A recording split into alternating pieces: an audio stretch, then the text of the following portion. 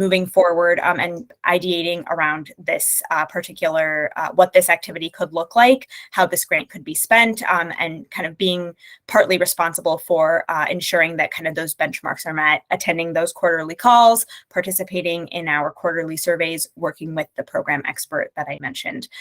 So those are really the key parts. And so in terms of why Tammy invited me, I think part of it is to see who those 1 to 2 colleagues could be to work in partnership with her. So she would be the city contact, but then you all as MWEBE members with additional kind of boots on the ground and additional involvement in what this kind of work looks like in Evanston, would love to get a sense of who you might be, and then have happy to have a follow-up call in terms of sharing a little bit more nitty-gritty details, next steps. This is not meant to be a super heavy lift, but it's sort of, as I've described it to Tammy and Councilmember Burns, an initiative within an initiative. So starting something sort of new, but where there's been discussion or some infrastructure, and obviously the MWEB is well placed because of your relationship with Northwestern, some of the projects going on. So that seems like a natural fit.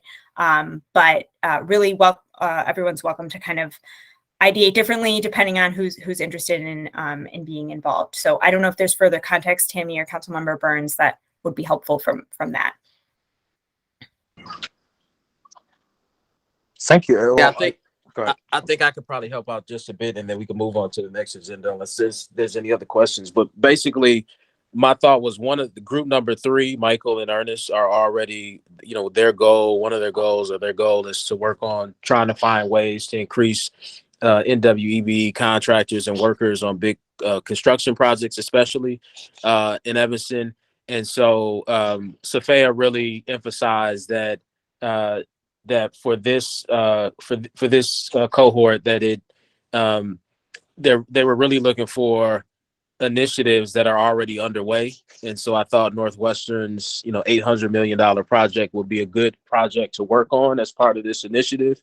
And we also would bring in the procurement team at Northwestern, and they have they've created a committee to help work towards their goal of including, of having 35% of that project go towards NWEB workers. And so the next step would really be to set up a meeting between Tammy, the group number 3 working group, Michael and Ernest, Northwestern, and potentially some other partners to see how we can benefit from being participating in this cohort while also advancing the NWEB goals that Northwestern has around this project. And the added benefit is that it makes us eligible for a $15,000 grant that I thought would be perfect for a community member, right? Northwestern has its advocate around this issue that they hired a consultant.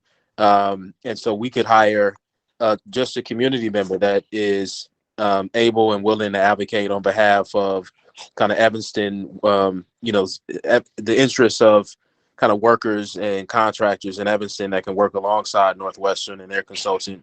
And so that's the added benefit, that we can really empower a community member to get involved in this issue as well. So we could talk more about it, but I just wanted Safaya to have an opportunity to introduce it and to see if there's any questions. All right. Well, if there are any further questions from the committee, certainly happy to entertain those now. If not, Safaya, sorry, I pronounced your name wrong several times. I try to be aware of that. So thank you, everyone, and thank you for the understanding there. But thank you very much. If there are no further questions, certainly looking forward to you all being able to work more closely with the city, and certainly I'm sure Councilmember Burns and Tammy and other folks will follow up offline. Wonderful. Thank you so much, everyone. Thank you. Okay, so next on our agenda is the demolition or deconstruction RFP project, which was sent back to the Administration and Public Works Committee. Agenda item. All right, I may have a motion on item B under new business. So moved. Moved by Councilmember Harris, seconded by seconded by one of our wonderful committee members very shortly. Second. I second. Seconded by Kimon. Okay.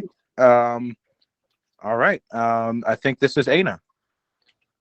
Ms. Gutierrez, floor is yours. Hi. So Ina. you all, it's Ina. Yes. I'm happy to answer any questions. I was invited by the committee to come, so I'm happy to share some of the similar remarks that I made at City Council around the demolition project and the procurement process around the demolition project. Let me start by saying that I am pro prevailing wage. I am the daughter of a union treasurer of his local union, a railroad foreman. We put our graduates into prevailing wage jobs all the time. That's what we want. However, if there is intent by the city to use these types of building trades projects as training opportunities, I don't know how to do that with a prevailing wage requirement, because the cost of deconstruction versus demolition and the cost of training under prevailing wage is cost prohibitive. So currently there is no, at least in my world, for deconstruction, we do nonprofit deconstruction services. We're the only nonprofit in the region that does it. There is no like labor category for prevailing wage that gives an hourly rate that you pay someone to deconstruct something. So generally that work will fall under a laborer or a carpenter. And it looked to me at last time, the labor rate was $45 an hour. So our job training program, our transitional employment program, which does deconstruction as work-based learning, we pay minimum wage as a large employer in Chicago, which is $15.40 an hour. We can't pay people $45 an hour for lots of reasons. Primarily, for lots of reasons, but primarily all of our folks are low income and they're on SNAP benefits and they will lose all of their benefits. And at the end of the project, go back to making $15 an hour. It's not a good training opportunity. So we did not, and as far as I know, no deconstruction firm was able to bid on this project. It will not be competitive to demolition because of the labor difference in the labor cost. So my intent of going to City Council was talk about, again, if that is the intent and there is willingness from the city to allow workforce development in these projects, I don't know. I think that's a major barrier. And I don't work for a city.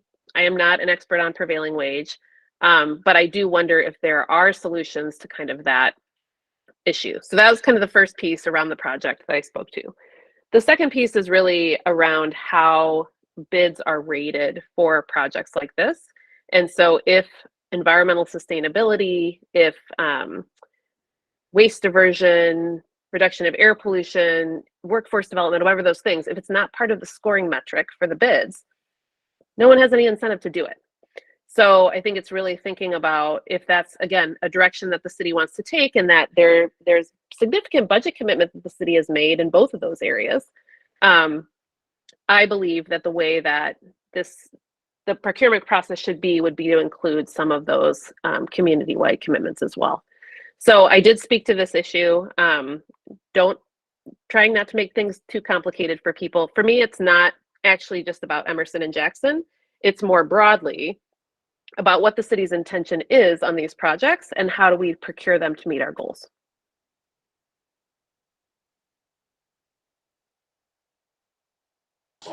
Thank you very much. Are there questions from the committee?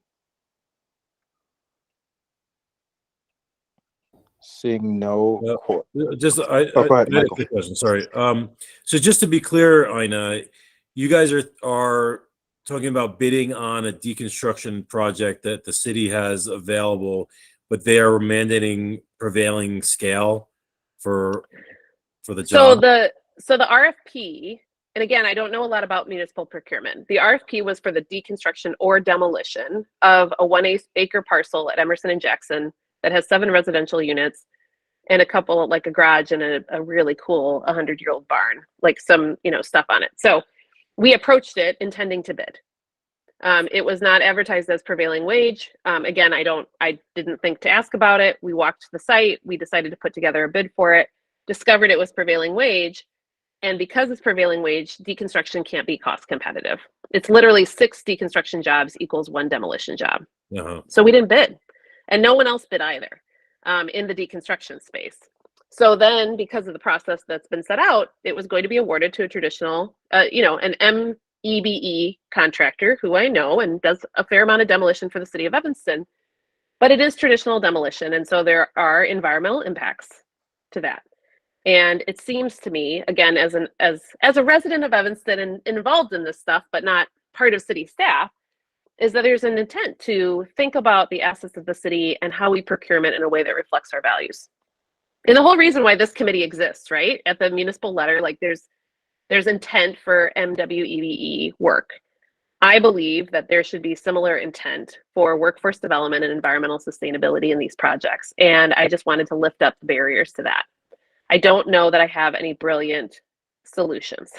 So that's the challenge. I can speak to what, the challenge. So I think just a couple of thoughts. And again, I don't know if this is a thing.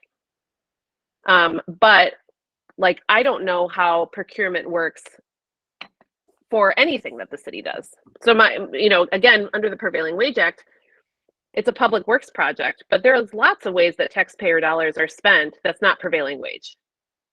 So like, what are those things? How do we think about those things? Is there a way to apply that to this project? I don't know if there's any exemption possibility, if this is a state level thing, I don't know what that looks like. In some states, there have been exemptions for training, on the job training as a result of these projects. Mm-hmm. I also don't know if there's a possibility to think about this as an educational opportunity for the community. So it's not just straight procurement, we need to take these houses down, which we do.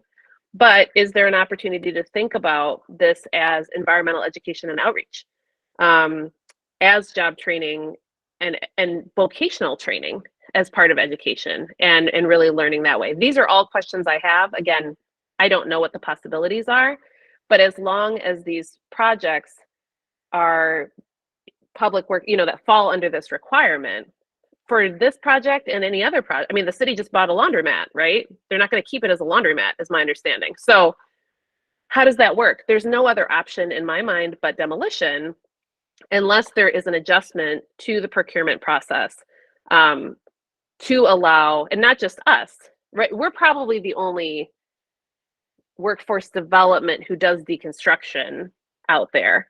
But even if they just wanted to do deconstruction, there's no way for for-profit providers to be competitive either. So I have a lot more questions than answers, but I did want to lift up the challenge and what I spoke to. And just as an aside, like, not only working for the Rebuilding Exchange and caring about this stuff deeply, but I live in the 5th Ward. I live a half a block from the Emerson Jackson site. So the idea that this is all going to get smashed up and the dust is going to go everywhere is not very exciting to me as a member of the community.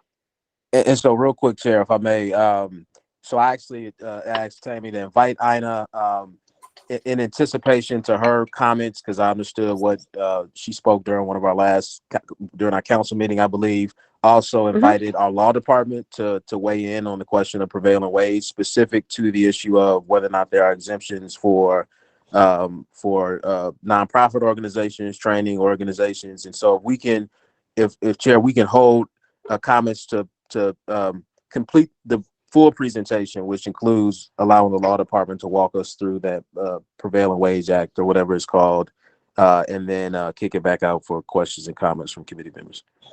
Okay, it's just those were listed as separate items. I didn't realize that. Okay. Yeah, but no, see. They're definitely the same. The reason why I invited the law department was I think while some of the other goals that Ina laid out are really important, I think literally the bottom line is going to come down to the Prevailing Wage Act, because if we have to pay the trainees prevailing wage, the cost is just something that we just don't have the money out of the West Evanston TIF, and I doubt we're going to want to go in our general reserve fund to do it. So I think literally it'll be out of reach because of the cost, which is why I invited the law department here to see if there are any exceptions or anything else that we could apply to this project.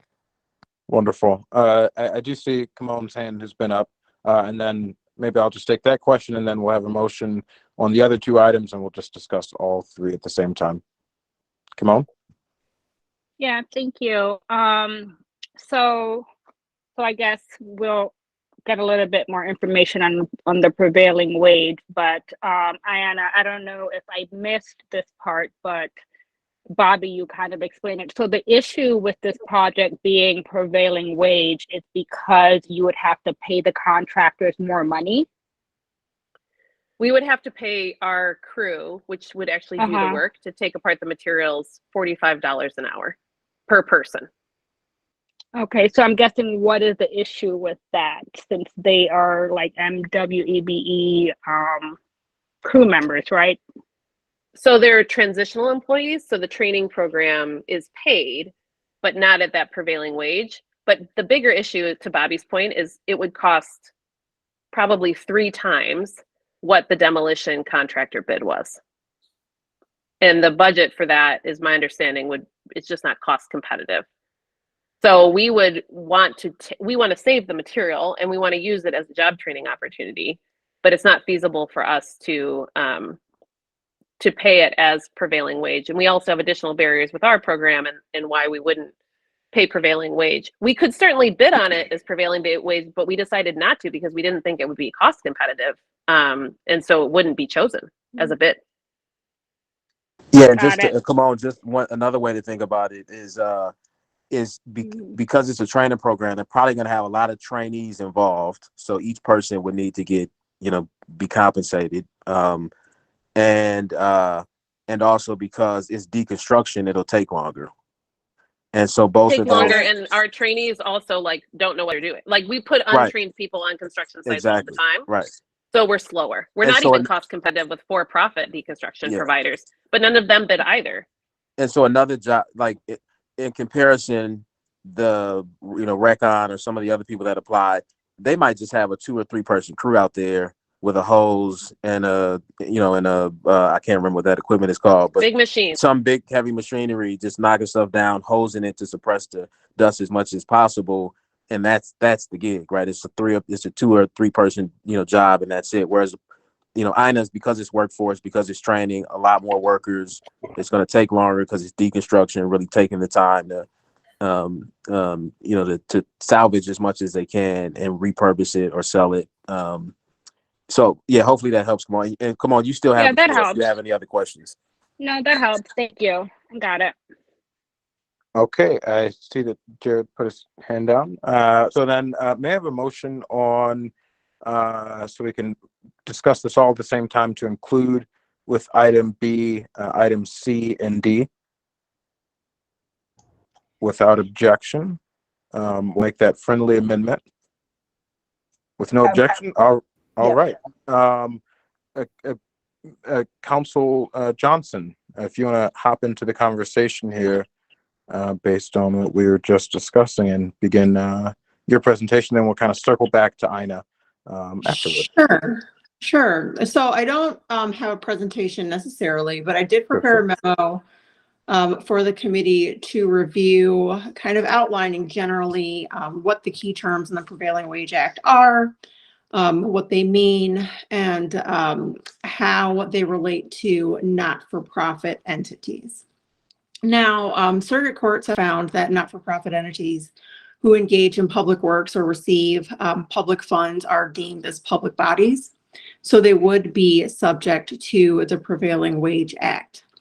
However, what I did not look into, just because I don't think that it was part of the legal request that I received, but I can look into, is how we could potentially interact with individuals who are in training.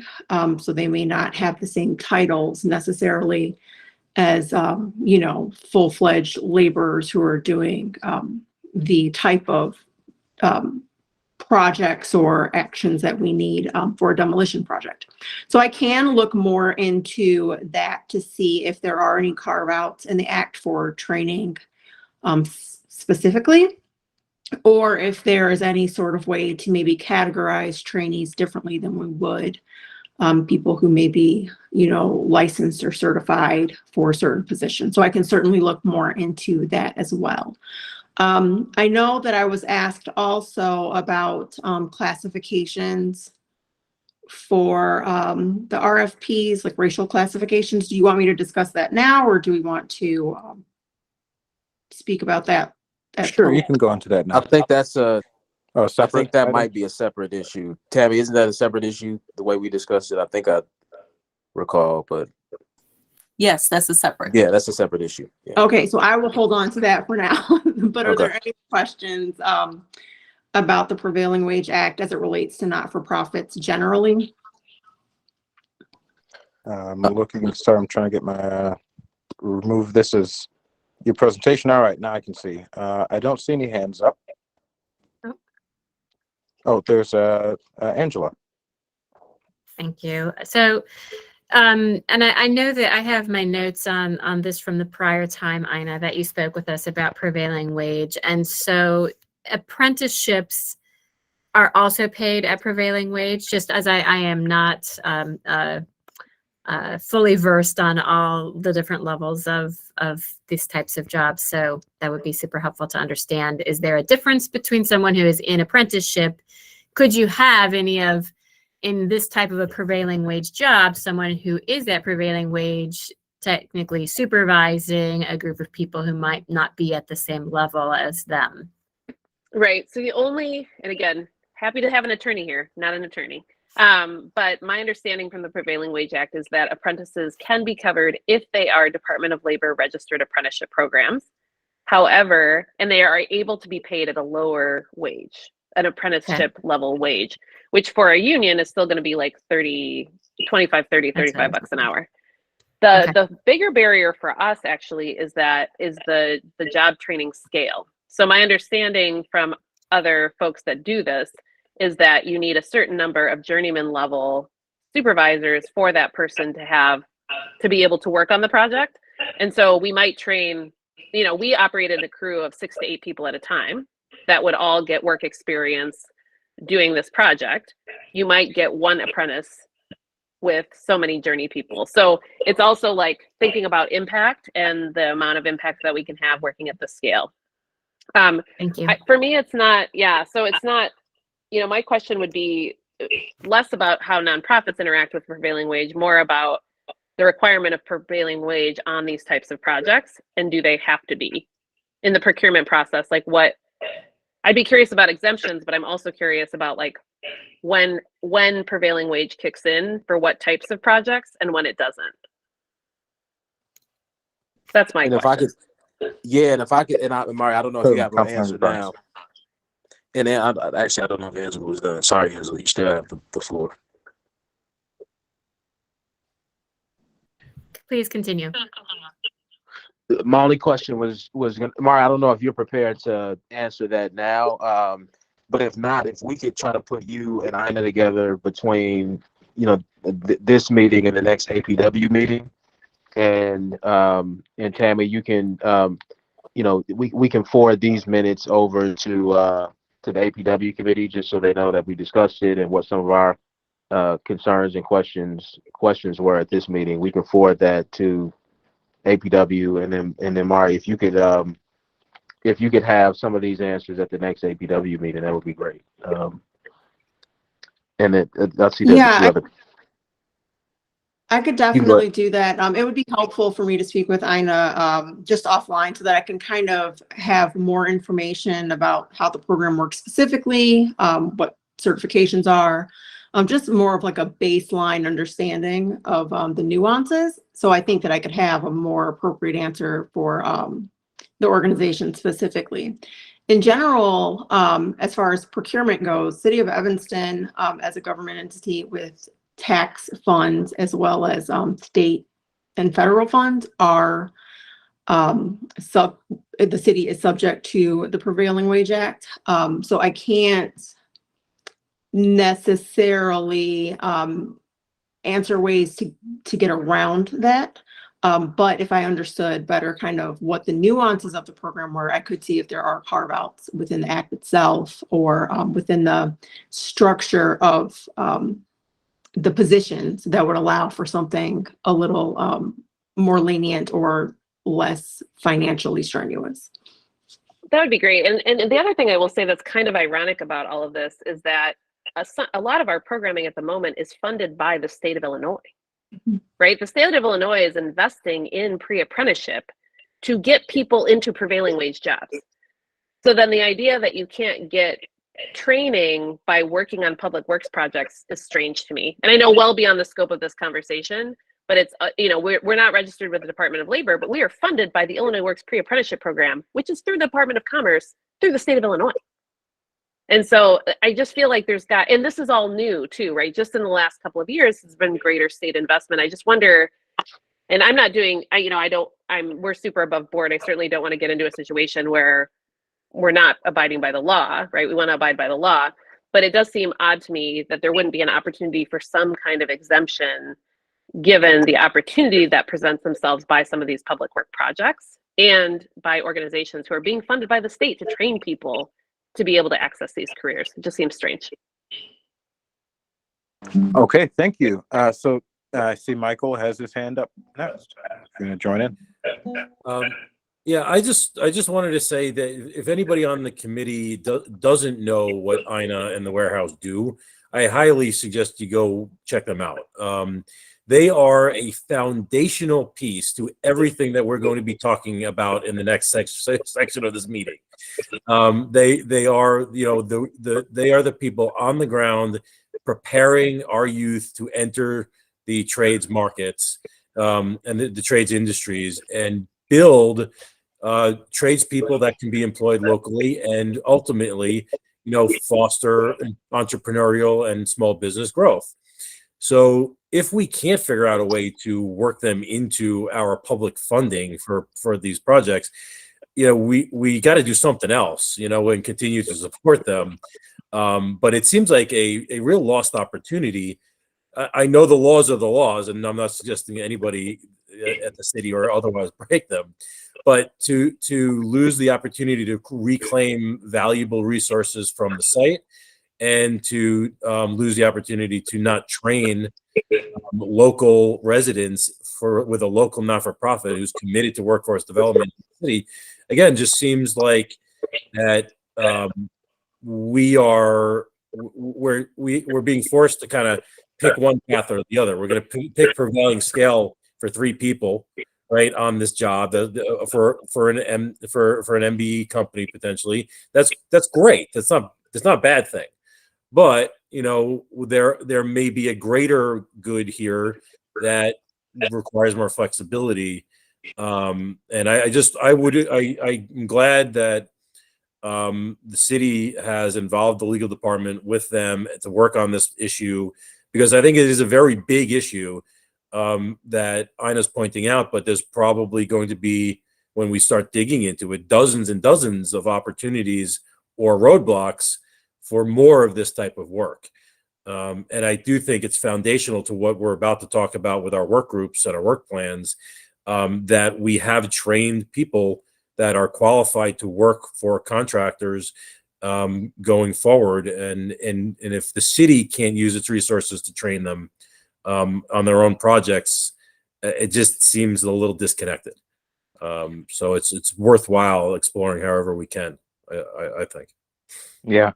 Thank you for that. I'll just add there, that, again, with the work of this committee, certainly, as you pointed out, Michael, this is key to our work, but in a global perspective, also, not only does this meet our workforce development goals, but one of the things that our council is focused on is our climate action resiliency goals. And rebuilding warehouse is going, and businesses and nonprofits like theirs are going to be key to creating a truly circular economy and helping to salvage resources and use them more efficiently. And so this meets a whole host of goals that the city has. And so, yeah, it'd be a shame. But I also want to keep in mind, we have a number of great state legislators, both in the House and the Senate. And I think one of our House members, Robin Gable, is now in House leadership. I think she's the majority leader. And so if we find out, if our law department can't find a way for us to make this happen, I think the next course of action is for us to take this to our representatives and hopefully create a carve out in state law, because I can't imagine this is the only if we can't find something, this would be a huge missed opportunity for us. And I can't imagine we're the only municipality in Illinois that would have something like this that would that could be missed out on. And so we want to make sure we get that changed. With that, is there any further discussion on this particular item? If I could just say one last thing, Sure. I think also on I agree with everything that's been said, and I'm grateful for it because I do feel like the goal here is to create long-lasting, kind of impactful public-private partnerships, and that's why we love Evanston, while we're headquartered in Evanston, while we'll continue to be in Evanston. So I'm deeply grateful for that.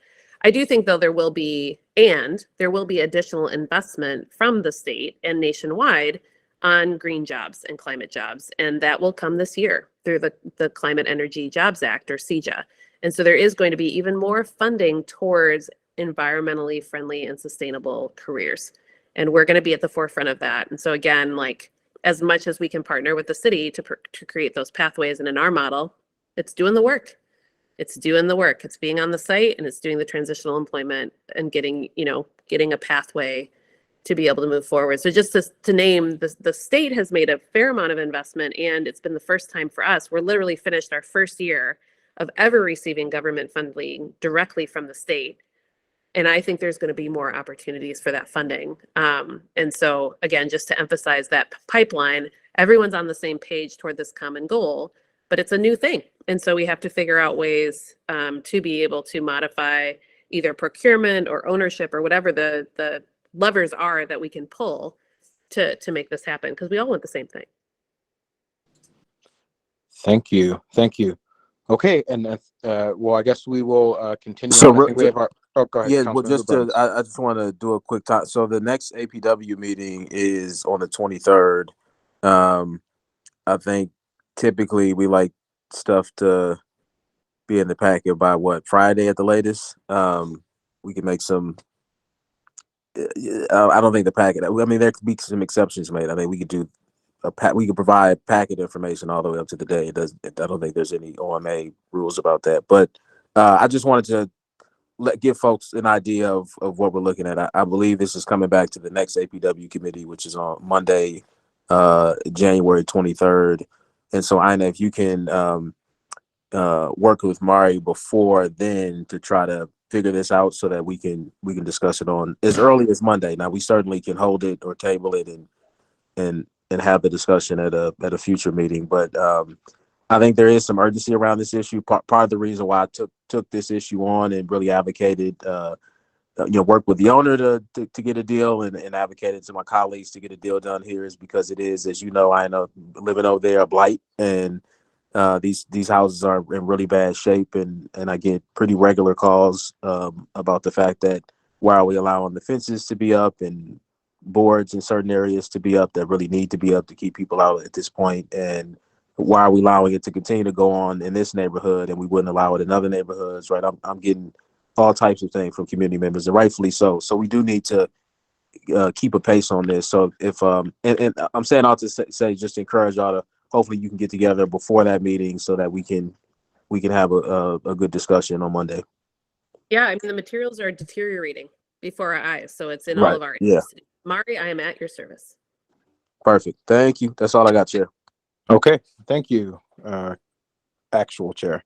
All right, moving on with our agenda. Thank you, Ina. I don't know if you're sticking around for this next part, but I think that brings us to item C, which is the I guess Illinois law concerning revenue report of State of Illinois concerning Revenue Public Act 102-0265. So I think that's for Mari again. May I have a motion on that? So moved. Moved by Councilmember Burns, seconded by Bonaventure. Bonaventure. Okay, wonderful. It's been properly moved and seconded for discussion. Mr. Johnson, go ahead. And Chair, if I can give a little bit of background on this before You can Mari. take over as chair again if you want. No, you're good because you're in a better place to do it. So if the committee recalls, I brought up several meetings ago now, and I think there was agreement to move in this direction to start to disaggregate the data around NWEBE vendors, and people that work with the city. The importance being that right now, under minority, the Latinx community, the African American community, I believe the Asian community, there might be the others, are kind of lumped in as one community. And I think it's important for many reasons that we disaggregate that data and really understand so that we can use an equity lens to have a much clearer sense of um, what communities we're supporting and which ones that we're having an issue connecting with opportunity. And so at that meeting, I think Tammy said that there is some legislation that may align with that request, and that the city or the state has kind of directed cities to start to collect this type of data and this information, demographic information, which is why I asked Tammy to reach out to our legal department to provide some more information about that statute, if one exists, and to provide some background on it. All right. Thank you, Ms. Thompson. All right, so 35 ILCS 200/18-50.2 has been revised, but it still mandates that home rule and non-home rule municipalities make a good faith effort to collect and publish data such as whether vendors or subcontractors are minority owned, women owned, or veteran owned. And so those are broader categories that are required as part of the collection process of data when the municipality contracts with any sort of vendor or subcontractor. However, it's not necessarily required for the municipality to dig further into those larger classifications. So for example, minority person includes, as Councilmember Burns was saying, 5 subcategories. And so what it sounds like is that the city is interested in collecting data about those 5 subcategories to sort of be able to identify which racial classification a vendor or subcontractor might be, as they are broadly defined as minority owned. So there's not any case law that defines whether or not we are precluded from doing that or whether it's encouraged. There's the only thing that's really outlined for us is that we must ask whether the vendor or subcontractor is minority owned. However, I don't think that that's something that we would be unable to ask of our vendors and subcontractors. So I think that it is something that we could include, but I would hesitate to say that it's something that we would require. We would have to ask if they are minority owned generally, but there is no case law one way or the other to say that we are able to or not able to ask specific racial classifications, but I would hesitate to make that a requirement because we are not explicitly allowed to do so. So the legal department suggests that if that is something that the city is interested in beginning to include, that we stick very specifically to the definitions as they are outlined by the Business Enterprise for Minorities, Women's, and Persons with Disability Act, because that's actually where the racial definitions are. So minority person is defined there, and then the subcategories of different races is also defined there. And so that way we stick as closely as we can to legal definitions and what has been defined by law. So in the event that somebody somewhere later does decide that they would like to contest that, we have stuck as closely to the law as possible. So that's kind of the broad opinion of the law department. I would be more than happy to kind of go into specific legal ramifications in a different setting. Obviously, I can't do that here, but if that is a conversation that we'd like to have, a little more in depth, that would be something that we could do offline. Thank you, Councilmember Burns. Yeah, thank you, Mario. This is really good information. And could you explain what those subgroups are? I think it's the way you described The 5 it. Under categories. minority. Yeah, I think that would be helpful for the group to know. Sure. So the act generally defines a minority person, and it's a person who's a citizen or a lawful permanent resident of the United States, and it's any of the following subcategories. So the following subcategories are defined as one, which is A, American Indian or Alaska Native, a person having origins in any of the original peoples of North and South America, including Central America, and who maintains tribal affiliation or community attachment. B, Asian, a person having origins in any of the original peoples of the Far East, Southeast Asia, or the Indian subcontinent, including but not limited to Cambodia, China, India, Japan, Korea, Malaysia, Pakistan, and the Philippine Islands, Thailand, and Vietnam. C, Black or African American, a person having origins in any of the Black racial groups of Africa. D, Hispanic or Latino, a person of Cuban, Mexican, Puerto Rican, South or Central American, or other Spanish culture of origin, regardless of race. E, Native Hawaiian or other Pacific Islander, a person having origins in any of the original peoples of Hawaii, Guam, Samoa, or other Pacific Islands. So those would be the racial categories that we would suggest using. Perfect. And just to, and I think this is great. And I think as Mari suggested, I do think we should move forward, and I would agree with what Mari is saying. Not obviously she's not providing a recommendation as to whether or not we should do this or not, but saying if we do, to stay close to those definitions, which I think we should do.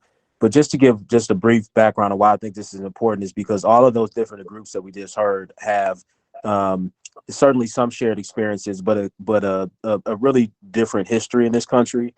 There are different stigmas around work and applied to different groups that I think impacts whether or not they can realistically get the same amount of work as others. And I don't see this as this is not an opportunity to try to kind of put groups against one another, but really to see where there are gaps, right? I'm looking at it more so in where are we having difficulty, what areas or for what categories are we having difficulty connecting them to opportunities in Evanston? And it's hard to really understand that if we're lumping all these different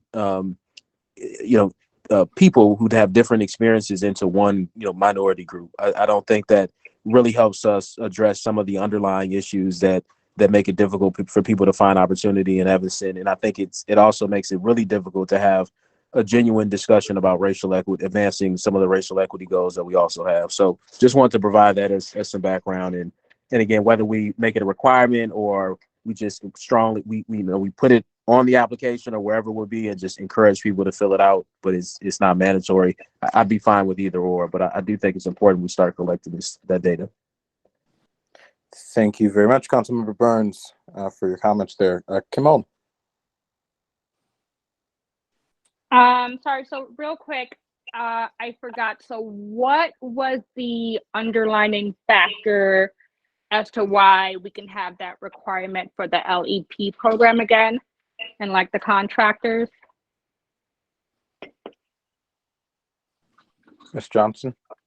I'm sorry, can you repeat that question? Yeah, so we currently are able to have the same requirement for the LEP program that we run and the contractor. So what was the, I guess, underlining factor that we can have the MWE requirement like as our official requirement for that program? Can I maybe speak to what I think Kimon is asking? Sure. You're combining the LEP policy with the MWEBE goal, and so it's two separate things. We don't necessarily collect or have that classification breakdown for LEP. It's based on residency, not race. And MWEBE is, we're looking at if we need to include these additional classification breakdown for collecting vendor data and the contractors that we're awarding projects to, collecting that data for those businesses, not individuals. Okay, got it. So we do have like a percentage in there though that has to be MWEBE for the LEP program. No? No, it's two separate programs. Okay, got EBE it. So is I'm lumping them resident. together. Okay. I was gonna say local employment is has to do with Evanston resident. It's like a local Evanston resident priority, and then separate from that is the NWEB goals. Gotcha. So there is no existing requirement for MWEB. It's just Evanston residents. Yeah, we talked about that at a previous meeting where I think the way the law looks at it is we're not allowed to create requirements around NWEB goals or around MW goals, but we Right. can create requirements around EBE participation in projects. So we Okay, can got require it. that we can can't use require race a or local gender. priority, that local residents are involved in contracts that are city funded, but we can't create minority, goals around contracts. Got it. So that's what we're We can't discussing require on it. We can that. create goals, but we can't require it. Got it. Okay, thank you. Okay. Chair, I didn't know if you want to add anything to that. I heard you kind of jump in at one point. No, yeah, I was just saying, I was clarifying that because you said MW or MW, whatever. So it's just, we can't create goals around race or gender. That's all I was clarifying. Okay.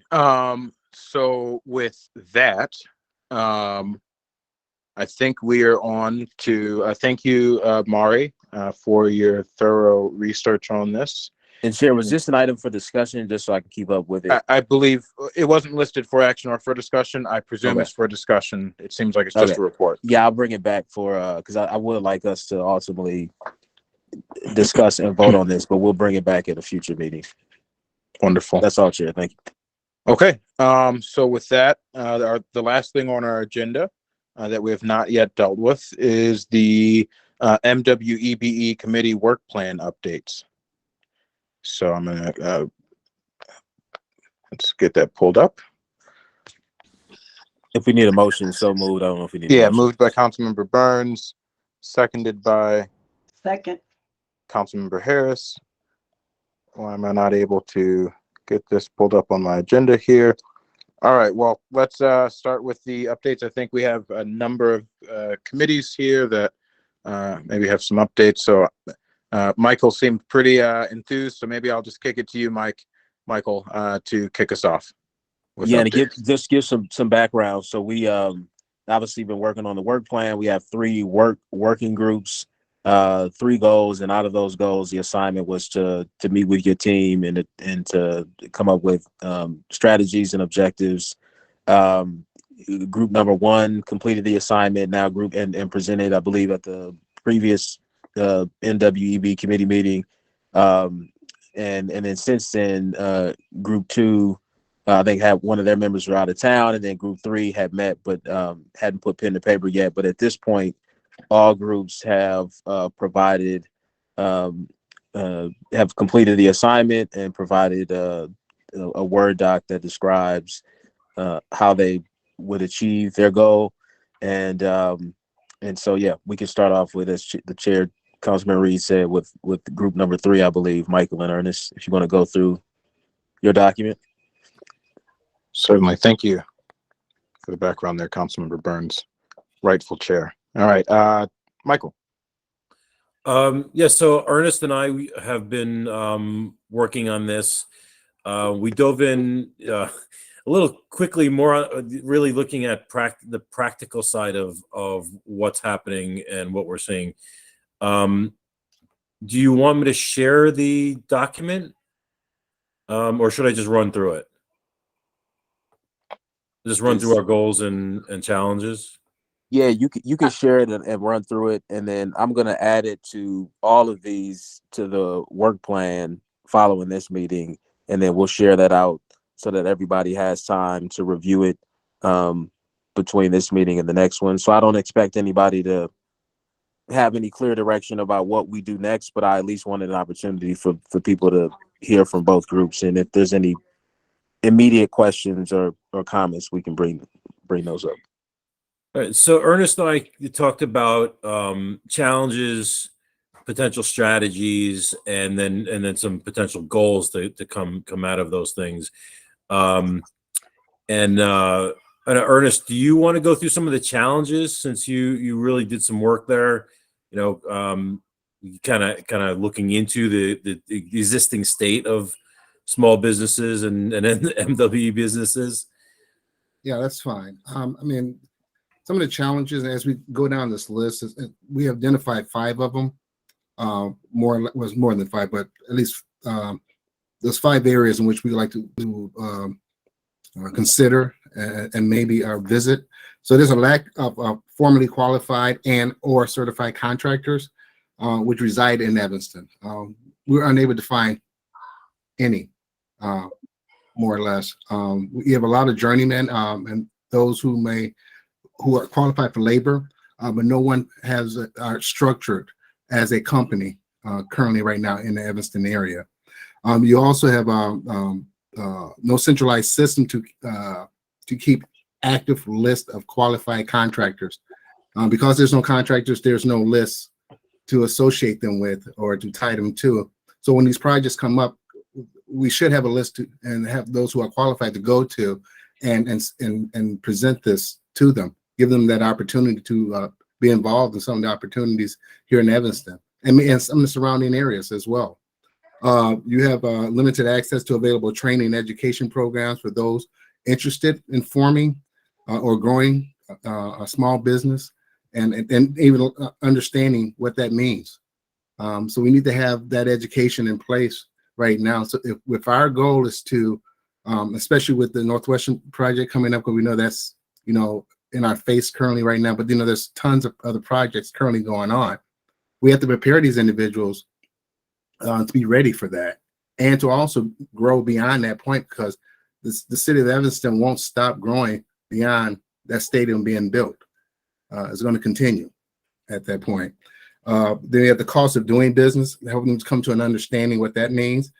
And then Evanston is higher than other communities when it comes down to cost, time and material in some cases.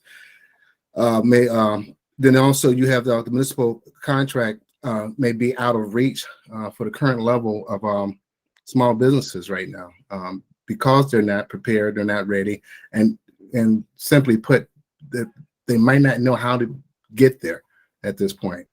And we had to provide that particular vehicle for them. And as Councilman Burns had mentioned, this roadmap, and we have to put that roadmap in place right now. Those are some of the challenges we face. All right. Well, thank you. Thank you for the update. I feel like I heard someone getting ready to jump in. Michael, go ahead. Yeah. So then, we really looked into, so taking these challenges, which is it's not dissimilar to the same challenges as workforce development, right? We need to start a foundational support system, not just to support our existing small businesses, but also to create small businesses and to foster them wanting to be in Evanston as a home. Some of the things that came up around there is the SBA 8A program, which is a mentor protege type program. Ernest knows a lot more about it than I do. I'm researching it now, but it's an opportunity where an existing more experienced potentially company can take on protege companies that want to move from a single employee, or self-employed handyman or mechanic or caterer towards more substantial opportunities to bid on government work, not just in Evanston, but outside of Evanston. And as a thinking in the cyclical regenerative mindset, training our small businesses, not just to be employed here, not just to provide their services within our city, but to actually import, right? So that they're actually, winning federal bids and state bids that now they're employing with Evanston, but they're growing with other resources as well. So looking into some of these programs that already exist and fostering, supplementing, helping, to bring that training and those resources to our residents is something that I think we could focus on that would give us a leg up as opposed to starting from scratch. The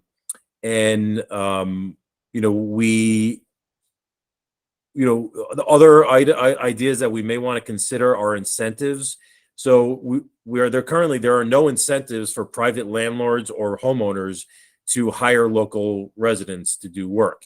And when you go drive down any road in Evanston in the summer, 9 out of 10 vans are not from Evanston, but they're all working here, landscapers, contractors, whatever, doing work here. So, is there a way that the city can prioritize and incentivize residents and property owners to utilize service companies that are based here? That could be a sales tax incentive. That could be, a permit incentive. Other items, other levers that the city might be able to utilize to try to encourage that use, as well as engaging the high school and discussing with the high school where our workforce education, where entrepreneurial training, where do we stand with our promotion of the trades within our educational system. And it's weak. I mean, it is getting better. There are efforts making it better, but it is still pretty weak. And I think that is in our future, educating high schoolers on the value of a vocational career and the entrepreneurial opportunities that go along with that, unlike any other career, is really critical. And it's a piece of information that our community is missing, I think, overall on a whole. And that is a general pass at some strategies that could start to affect change in some of the challenges that we identified. And we started to put together some ideas of goals, but of course I think goals are going to come out of all three groups are going to start to really look at cohesive goals, and where that all work together. So I think we're all going to have very similar goals. A home for small businesses and businesses and people who want to become businesses, I think is important, whether it's in City Hall or another city building, or it's a separate thing. Education is a huge barrier to move from a individual doing work to a corporation. Again, Ernest can talk more about that, but it's a big problem that I think we do need to focus on.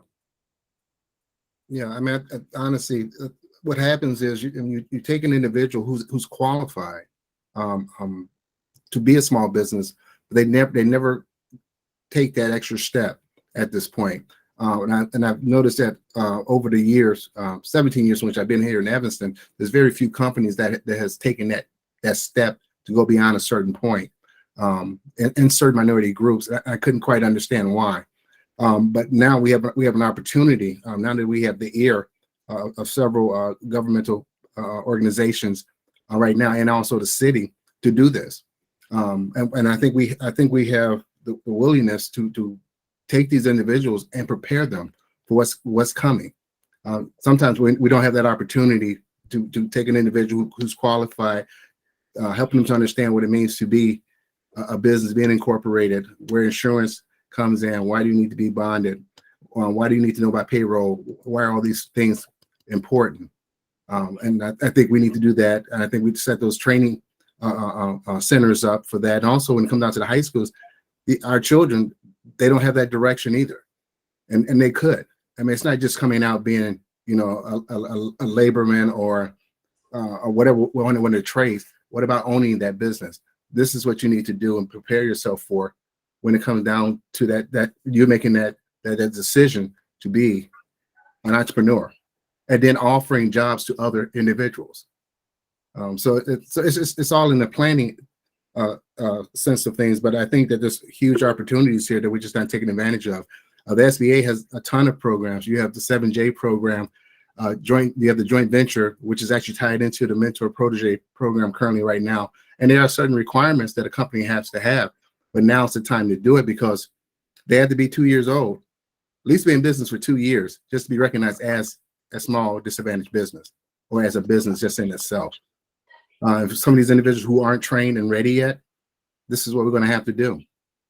Even on this particular project, especially if it's union based, there's going to be some things there, some roads some bridges we'll have to cross at this point. Thank you. Jared had his hand up. Yes, I see Jared's hand. All right, Jared.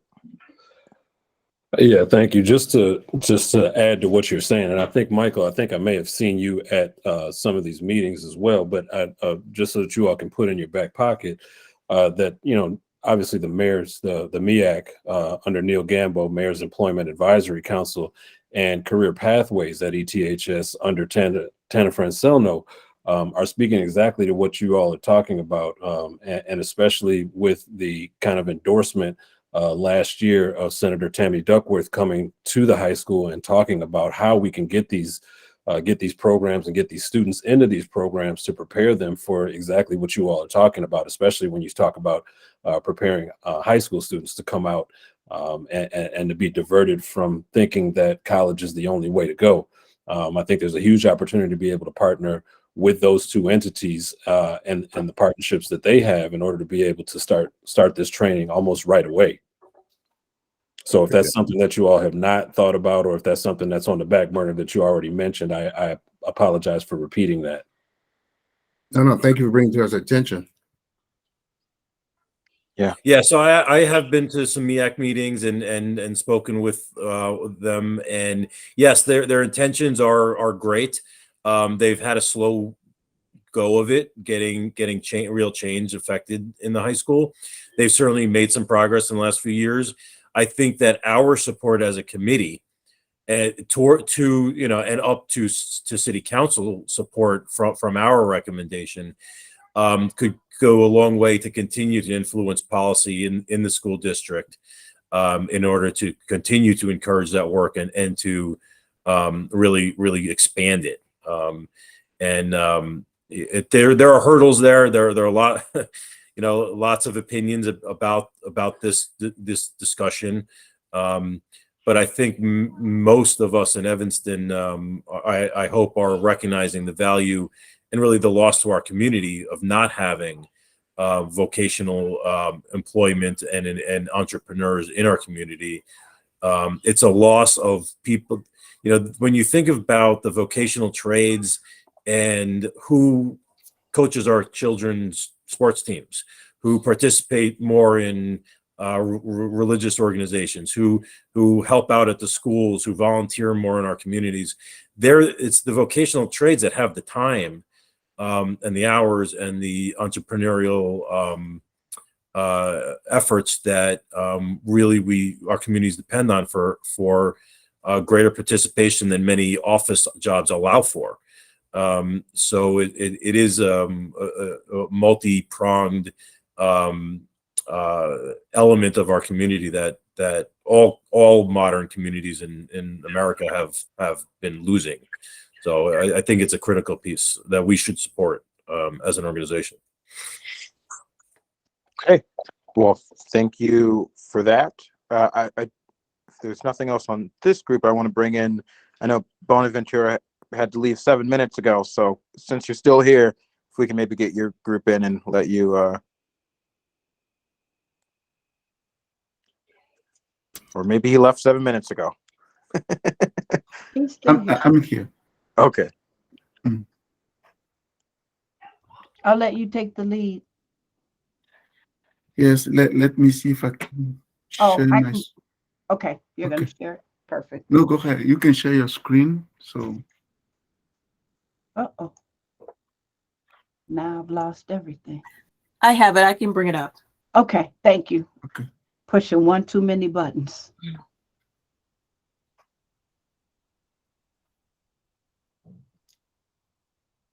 Thank you, Tammy. We, as a group too, we have the goal is to increase local farm that provide goods and services the city need. And we look at this from two standpoints. We look at from the demand services and the supply of services. And from the demand side, we realize that there is no clear assessment today where the city can present to somebody who want to know what kind of service they need for the year.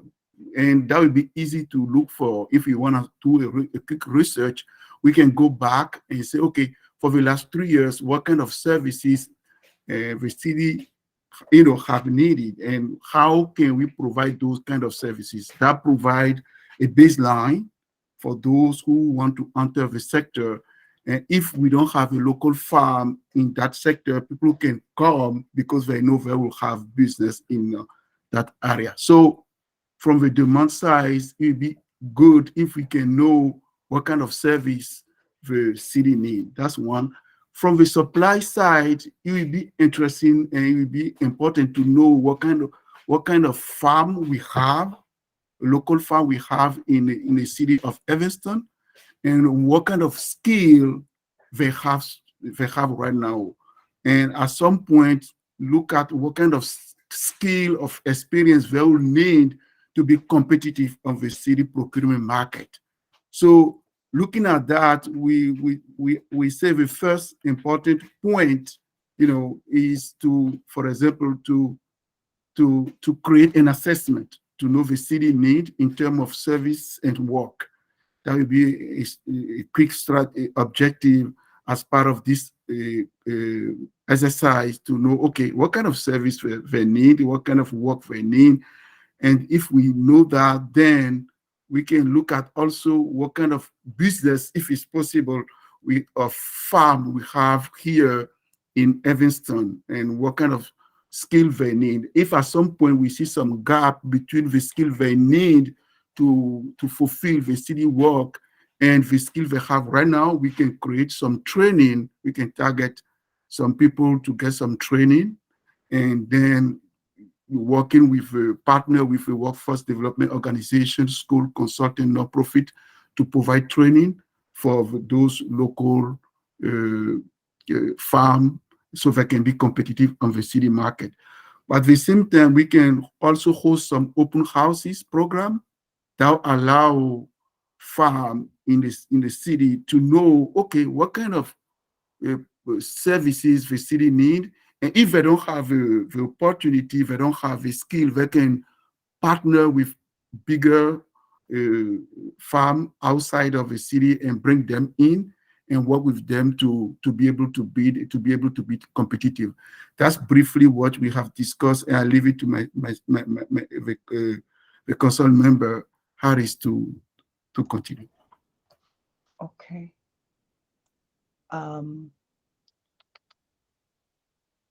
So we did talk about all of the different aspects being able to happen simultaneously, that we target men, women, and minority business through a biannual meeting to discuss the constraints to get a better understanding of the issues and challenges that they've had with us as a city. What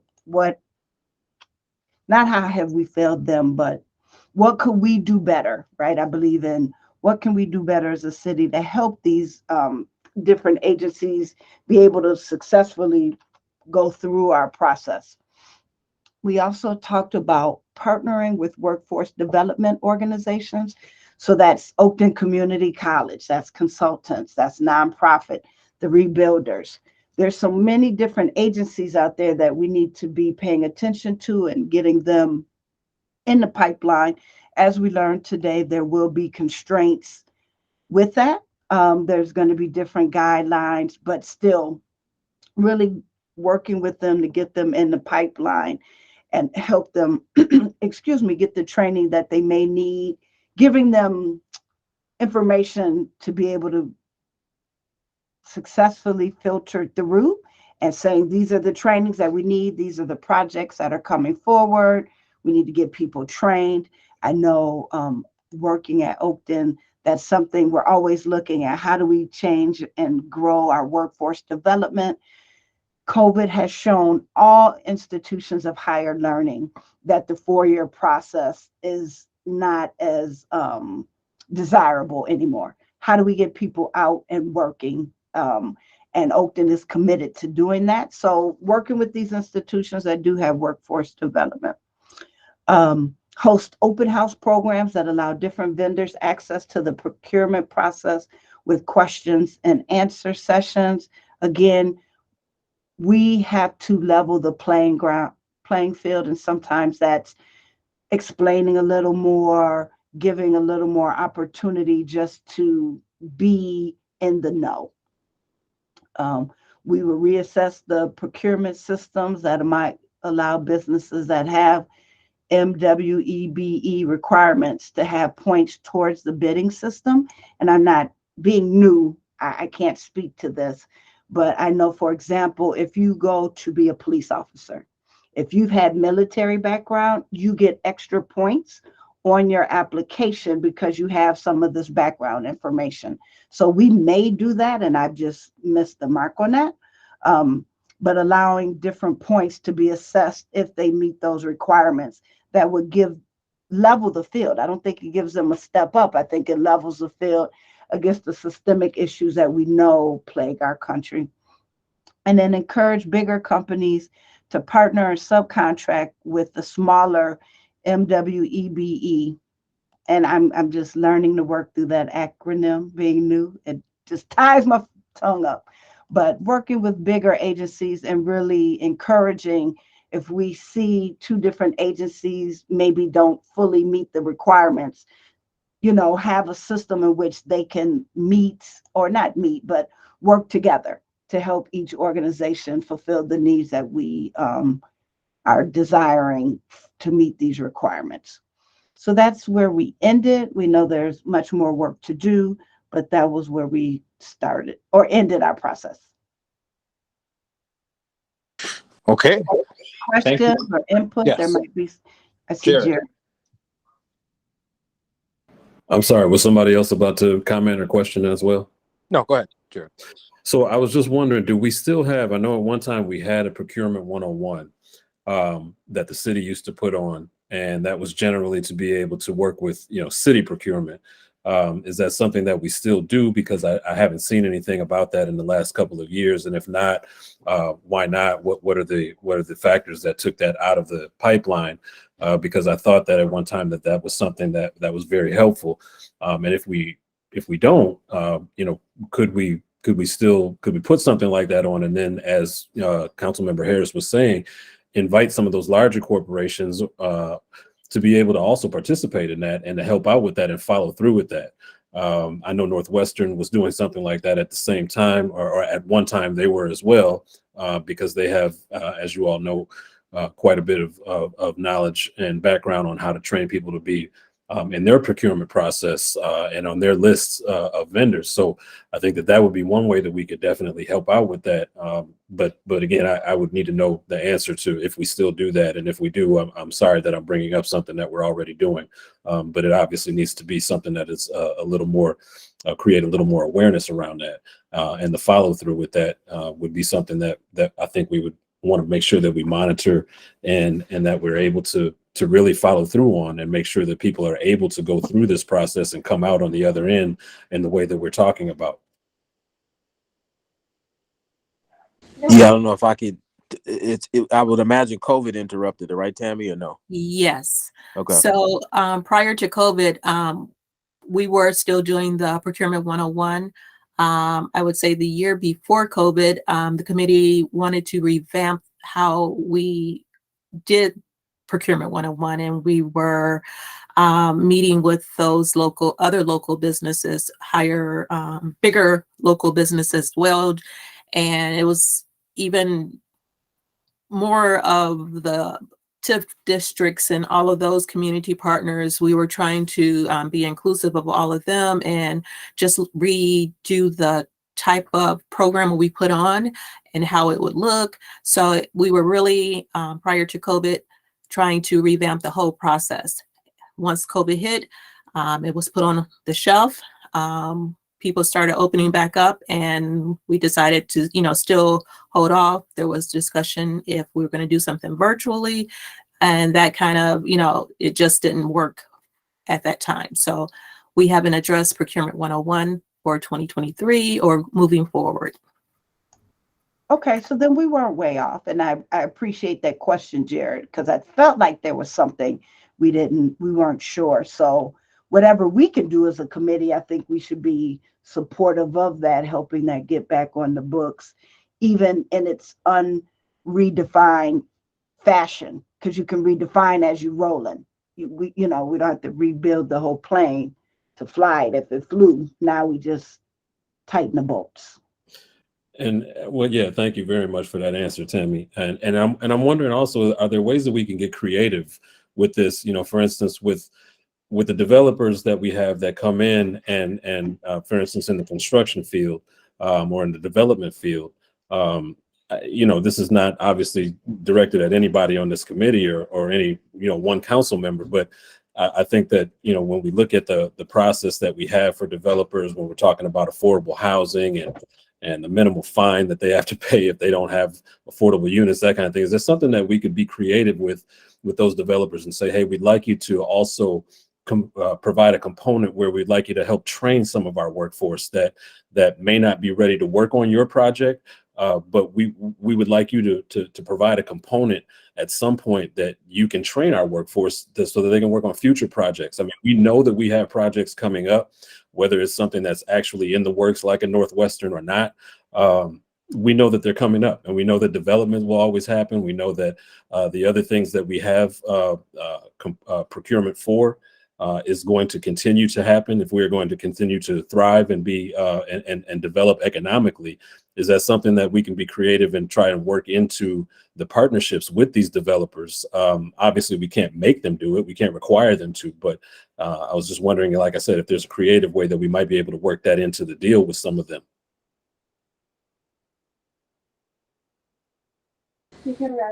All right. See Michael's Michael. hands up. Yeah. As one of them, with my other hat on, yeah, we tried to do that on Truly when we were building Truly, and it's very, very difficult. We ended up partnering with INA in the warehouse in order to start to try and do that, as well as 360 from Chicago, Hire 360 from Chicago, which is specifically tasked with local employment. Because of the way the unions work and the way the contractors employ and the contracts that they sign with the unions, bringing, like INA's issue with bidding the municipal work, bringing non-union employees onto a union job is basically forbidden, because it puts the contractors in violation of their contract with the unions. We pushed against that, and there's apprenticeship programs and things like that to help. And we were able to get a couple people into an apprenticeship program while we were doing that, and then ultimately get them on our job after the apprenticeship program. There's a lot of work, background work and foundation work to get there. What we are missing, and I've been a proponent of this, is that our public benefit process in the plan development process, within the development world, is kind of meager, right? We have one fund that you can contribute to, which is affordable housing. There isn't a workforce housing. There isn't a workforce development fund that developers can contribute to, in addition to workforce housing or as their choice, versus the workforce housing into workforce development, and so on. So there's a lot, Jerry. I mean, you're right. There's a lot that the development world, the resources the development world can and should be bringing to their presence in our city. But there are not a lot of avenues or resources for them to tap into in order to actually accomplish those things. So it is a process that I've been working on, and that it's actually why Alderman Braithwaite at the time asked me to be on this committee, was because I was saying, Alderman, I can't accomplish this. There's no system in place for me to do this. So I think we've been building that in Evanston. I think the city has put some money behind it, programs like the warehouse, but we have a long way to go, and we need to change some things, I think, within the city to allow the development world to embrace workforce development as opposed to being funneled directly into LEED certification for our sustainable goals and affordable housing, both of which are incredibly important. But workforce development has never been on the table for a planned development public benefit. And it's something that I'm a proponent of. And I certainly would put to the council members to consider and this committee to continue to discuss, because Jared, you're right. I mean, bringing those resources to the table, it's available if there's an avenue for those developers to funnel it to them.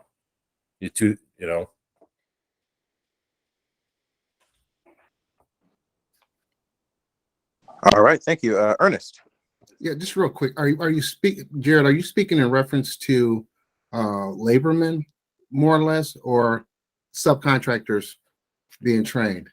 I mean, I'm speaking and really in totality of it, especially when we go back to the item about the demolition and versus deconstruction. And I mean, we have laborers, obviously, but we also have companies in town that specialize in demolition. But as Council Johnson has mentioned, there are certain guidelines that won't allow for certain projects for it to be just demolition. It might have to be deconstruction, which they might not be licensed for, and there are other barriers. So in order to be able to help existing and new prospects in being able to do that. So I'm speaking in totality, not just laborers or not just existing businesses, but how we can create a program similar to what Michael is saying that he's already tried to do, and he's already kind of has on the table to try and further that and to help get over some of those barriers. I know unions are not something that are very easy to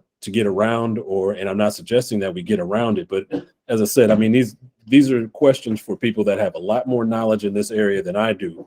And so that's why I'm asking the question about how we might be able to be creative as a city and as a municipality in asking and maybe not requiring some of these developers or some of the entities that have the wherewithal and have the money to be able to actually, fund this and to actually have they have the workforce themselves to be able to try and help to further this because it is so important. So yeah, that's what I'm speaking to. I don't. Does that answer your question? Yeah. I was thinking, do you think it would be to our advantage to possibly have someone from the SBA who's involved in the 8A, 7J program, joint ventures, because they work with these large companies that may be involved in a mentor protege program that are involved with unions. So they have a program in place. It's just that maybe we just need to tap into it at one point. Yeah, I think that it would be very helpful, because I know just from my business alone years ago that 8A certification is very stringent and very strict. There's a huge amount of compliance to go along with that. Right. So yeah, I think it would definitely be very advantageous for us to have someone from SBA and all of the entities that we deal with, when thinking about this, to be able to contribute to this and really put a push behind it from a municipality standpoint. Obviously not just our subcommittee of the city council. Right. Thank you. Thank you. Good question. All right. Oh, Councilmember Burns, go ahead. I was going to say that unless there's anything else, just to kind of wrap up this agenda item, as we move forward with the work plan, again, between now and the next meeting, I'm going to take a look. I'm going to add all of the feedback that we've gotten. And again, thank you to, and I really mean this. Thank you to everybody that has participated in this. Obviously, this is a somewhat of a new exercise that we're trying out. And it really won't work unless all of us can find the time outside of these meetings to hold gap kind of working group meetings to advance, some of our efforts, and everybody kind of stepped up and did that. And I really, commend everybody for doing that, because that's what it's going to take. And there's really nothing we can't do. As everybody was talking, one of the things I was thinking about is like, look, this canvas is as blank as we want it to be. And so, as Councilmember Harris said, yes, we could start off with, with the existing one-on-one program and add to it. We can start something from scratch, whether it's for the one-on-one program or anything else. Like, think the power of the work plan is to really identify what our priorities are like for this year, and certainly to look back to see what we can move along with us, but also just to use it as an opportunity to look ahead. We're in 2023 now. A lot has changed. Some things have stayed the same, but like, what do we want to prioritize and work on this year? And so between meetings, I'm going to take a look at, I'll add everything to the work plan. I'm going to see where there's overlap, and I'll mention that in the work plan that I send out to everybody individually. I'll kind of leave some comments and let folks know where some of the objectives and strategies overlap, so we're all aware of those. And then, but also, I love for the groups to just think about what are some of the next steps you would take as a working group in any of these areas. Do you think that realistically the working group has the bandwidth to address all of those different objectives and strategies in 1 year, or do you want to? Are there some priorities that you think you really want the working group to focus on for this year? And then also, what are some things that this committee can take on as a whole? As an example, I think an event is really important that we get, that we get back to doing some type of an event, whether it's the procurement 101 or even more than that. I mean, I think we're up to 70,000. We heard earlier, we're up to $70,000 that we could use to advance our goals, and that could be towards events and a website or whatever we need. But I think some of what this committee can take on the whole, what comes to mind is a website, potentially developing a website or a landing page. What comes to mind is hosting an event or several events.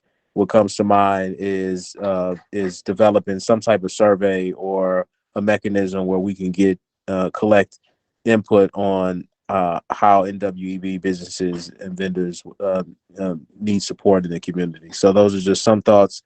I'll send a follow-up. I'll work with Tammy to send a follow-up email, again, in between meetings, just to direct our next steps. But again, I just want to commend everybody for participating and committing to this process, and we'll get some stuff done this year. Oh, 1 second before you were wrapping up there, but I think we have one more group that needed to present. They already presented at the previous meeting. That's group number one. Okay. Yeah.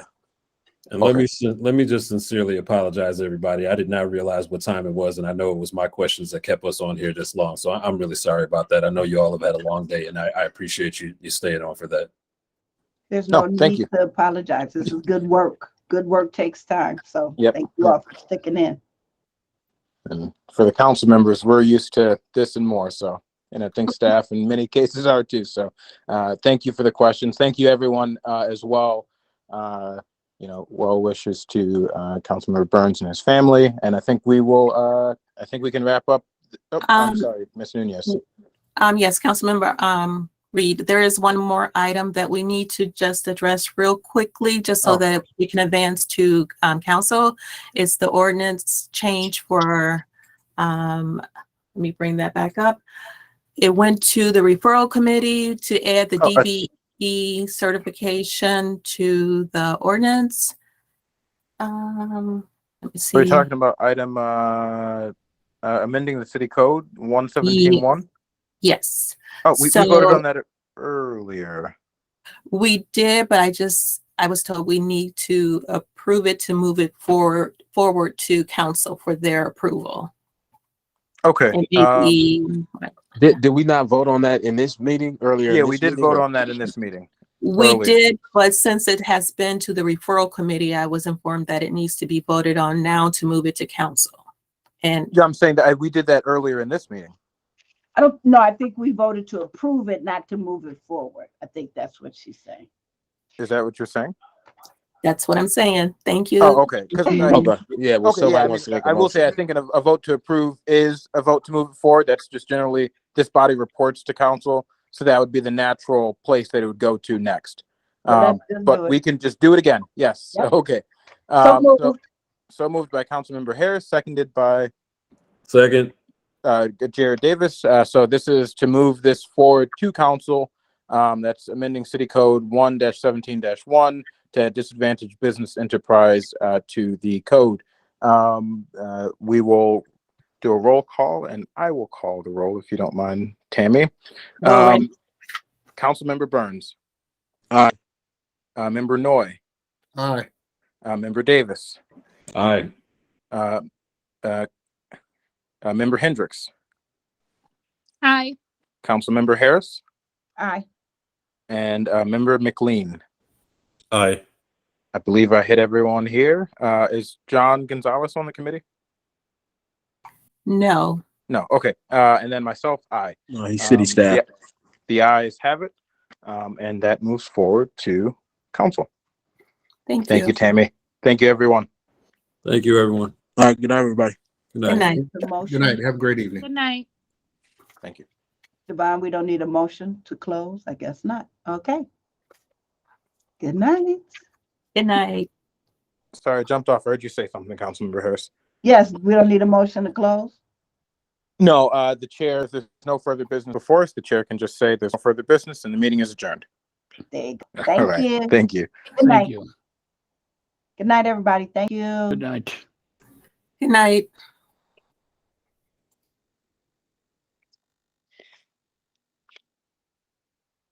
Tammy, are you there?